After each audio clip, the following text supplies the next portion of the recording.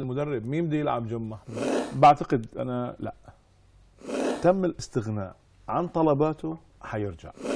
يعني احيانا رقم تيشيرت ما بقدر اعطيه.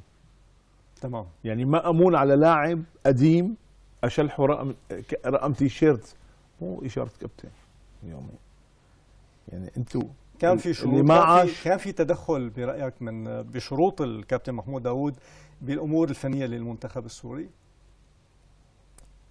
في هيك هلا شيء؟ انا اللي فهمته، شوف، هو محمود داوود اجتمع في كوبر بألمانيا. نعم. واكيد تناقشوا.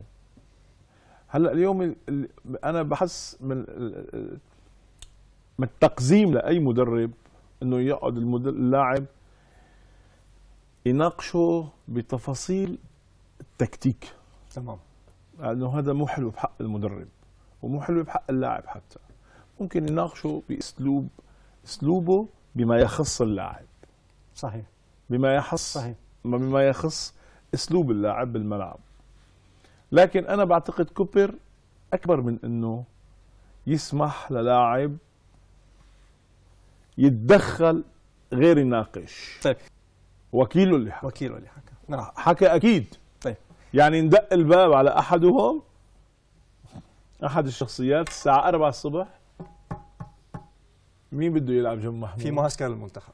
ايه تمام. بس بدنا نعرف، نحن بدنا نسال المدرب مين بده يلعب جنب محمود. طيب، اليوم جواب قال له انا فيني فيق المدرب اساله مين بده يلعب جنب محمود. محمود داوود نزل بوست واضح، اعلن فيه بعد رغبته بتمثيل انه ما زالت الرغبه موجوده. نعم.